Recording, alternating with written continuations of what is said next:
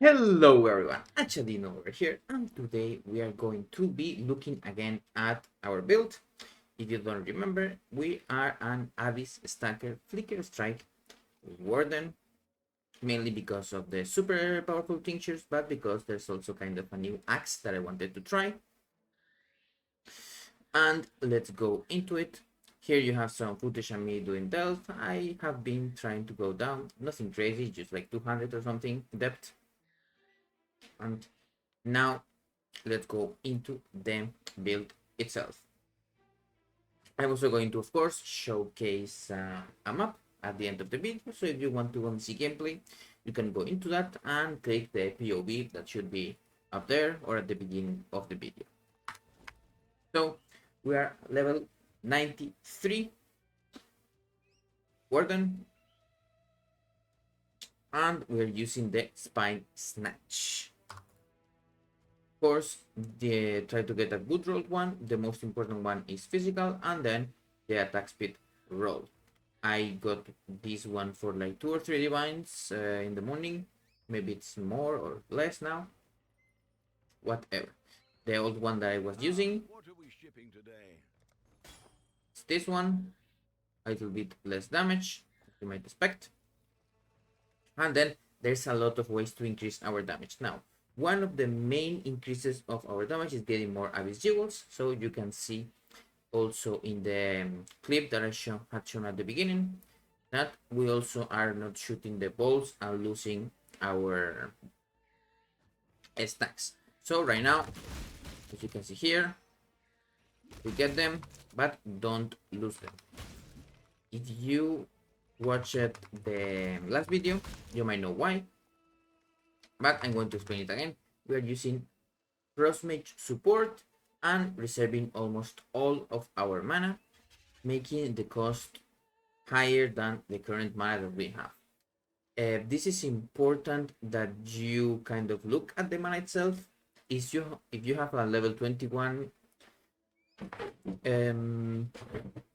precision, should be kind of easy with that. Just try not to get bubonic trails with a big roll on the reservation. It's better for you also because this means that it's going to be cheaper. Of course, don't get one that is too bad because then you will reserve all of your mana and you won't be able to use abilities. You can, of course, also reserve all of your mana and use, instead of using inspiration that I'm using right now, because if I use something like close combat, it's going to cost 32 mana. That would give me only one cast and something like that. And with inspiration, I still have some way to get more damage, but I also have 3 casts before I would run out of mana.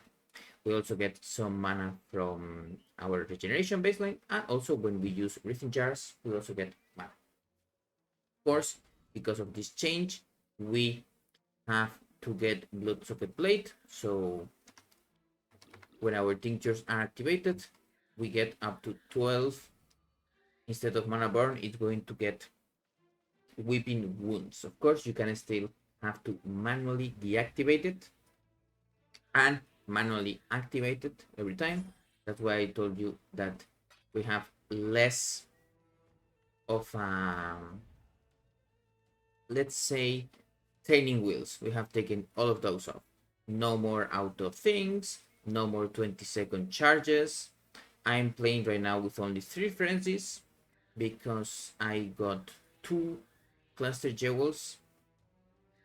Right now, both of those are Feed the Fury and Martyr Prowess, and the third one will be Feed the Fury and Loot Scent. But a little bit later, I still need to level some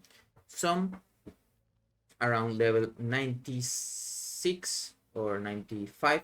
It's when I will kind of make the change. And don't be scared to take life points away, because when we get those Abyss Jewels there, it's going to be very easy to get the life back. Also, another thing is, do remember that our glove, when I can, you do want to have sanity gloves, or the other one, the one that gives flat fire, because we do cap critical strike quite easily thanks to our Rose Thorn. Another thing, of course,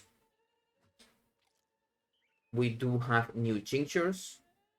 Ideally, if you do want to get penetration and increased effect, and critical multiplier and increased effect. This one is tier 2 instead of 1, but eventually you will get tier 1. The dream is to get with these mods and also get 30% quality.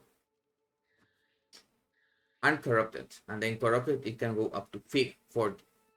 The way that you get, very rarely people will drop the 30% ones and then you have to craft them, and afterwards you can kind of get these mods. Now, other thing, right now I'm using this flask, but it's kind of useless because we are kind of capping crit in most occasions, but it is what it is. Remember, Foulborn Warrior's Legacy, it's better, but also I have other things to upgrade first, and I'm using a Pearl of Soatha. It's giving me a level 20 Trinity. It was around 5 divines. You can get Trinity, close combat, melee physical, elemental damage with attacks. All of those, even if you see a cheap one with hypothermia, although I kind of doubt that it's going to be cheap. I also don't know if there is one with multi-strike, but don't get the one with multi-strike because remember in the future you do want to get greater multi-strike. I also didn't find one with trauma. Maybe it's because doesn't want to work. I also changed to Baal multi-strike to kill bosses kind of in a cool way. It also helps you to get frenzies up if you for some reason do not get the frenzies. And I didn't change my belt steel for a 100%, same thing. And same with Light Poacher. Now, apart from getting the extra cluster jewel here and getting those powerful mods, how can we upgrade our build? We of course want to increase our chest and our weapon with volatile orbs, and also of course increase all of our jewels by themselves. Now let's go into the PoB where we can look at this a little bit better. I was kind of messed this up. There we go. Now, these are still the kind of, let's say,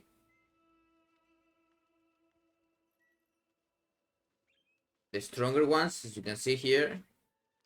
Then here you can see that this is kind of useless. Now we want to do some changes to this. This is kind of what I have right now. We want to change our neck. That is going to be, instead of the lapis amulet, we want a joke of suffering. And when we equip this joke of suffering, we also want to get at least 1 or 2 tattoos of poison hit, and then you will need to get some extra intelligence somewhere from our jewels or from other place, and also one with bleed. When you get those 2, of course, you will get all of those extra bleeding, poison.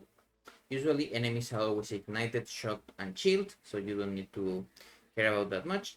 If you are playing with Horfrost, they also get frozen quite often, but I haven't put it here just in case. And this is our DPS, around 60 million without the yoke. So 30 million more or less when we get to 30 rage and the trauma stacks. Of course, trauma stacks take a little bit to ramp, same with inspiration, but don't really care that much. Also, do remember that even if I put 30 here, the cap is still 24, so it's not going to kind of, let's say, cheat the DPS. The crit is capped, as you can see here, 100%. And we are capped by around 200%. So the best thing that you can do is get the new Topaz Flask that makes shock increase from all damage, and then here you can reliably get 50% shocks. Another thing that you can do if you really want more damage instead of a defensive prowess, you can get a Scorch, and the enemies Scorch, 2 stacks of Scorch, and they get 30% reliability. Of course, you have to take the ignited because you won't be able to ignite. And then as you can see here, our DPS goes up quite a bit, making this point around like 4 million or something like that. You can of course flesh and flame it, but I don't recommend it because, for example, here, if we take one of these jewels,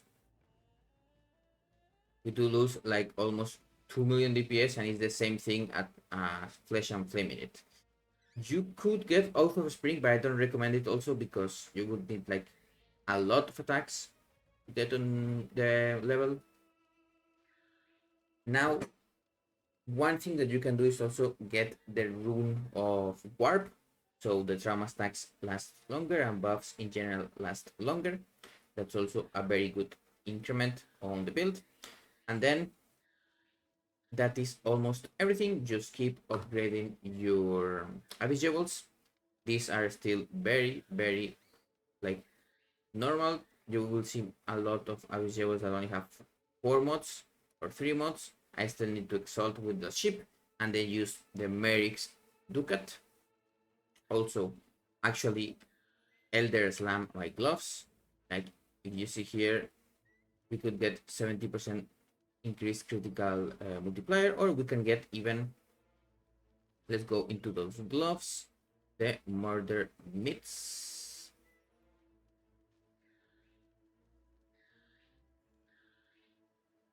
Always all of those jewels in the middle of everything. Here they are. We can't add modifier. This one. Influence with the elder.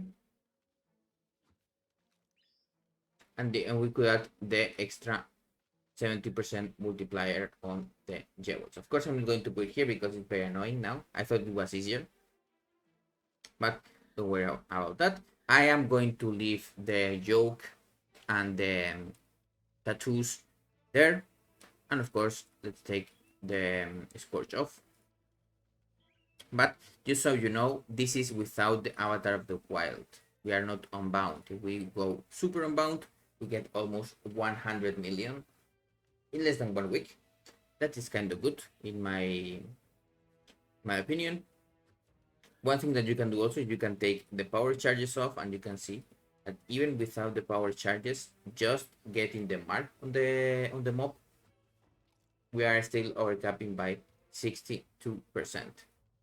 The time, of course, the flask does do something, but just so you get that one. Of course, do remember before you use the volatile ball on the chest and the weapon, remember to tailor and tempering orb.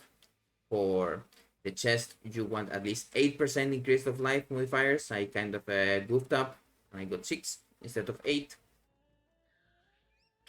8% makes it so you have 3% increased maximum life per abyss jewel. We have 24, so we get 24% increased maximum life. Very good. And after that, you volatile ball. The one that you're looking to increase is the elemental resistances penetration. And if you also get another one of life, it's even better. You get another 24% increased life. So we can get around 48%. And then you can change the warrior's legacy to the fallborn one. And same thing, you want to volatile ball that one, but the other way around. Instead of being 40, it will be 30 something. As you can see, lots of things to improve. Also, this is kind of like a simulated weapon. So we have like 5 physical ones with 50, and then the 12% one. It has that plus 63 accuracy because it's from the other mod. You can take that one off. And also remember to actually get as much damage as possible on your jewels. That's everything. Have a nice day, and I will see you on the next video.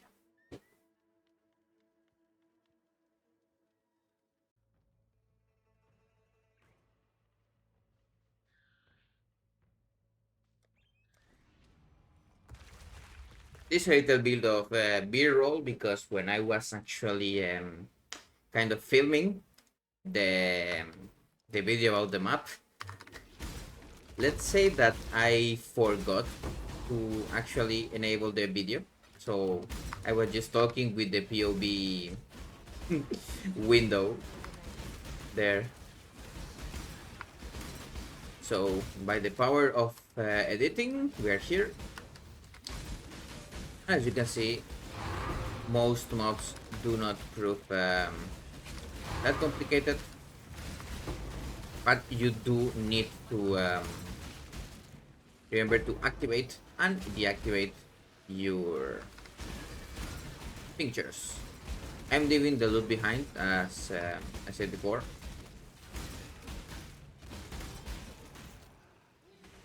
Because they have 33 stacks of the whipping, whatever it's called. So I do have to take that one off.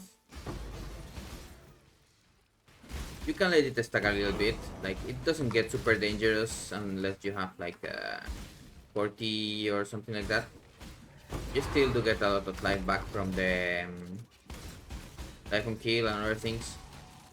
I do want to take the life on kill off, mainly because it kind of messes up with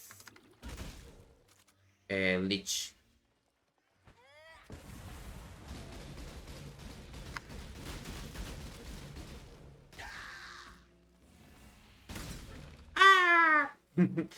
Well, as you can see, map bosses don't really do a lot. You just pop your unbound and delete them. Of course, I am going to do some clips on bosses and other things. So if you're interested, do remember to check out further videos on this. Dino out.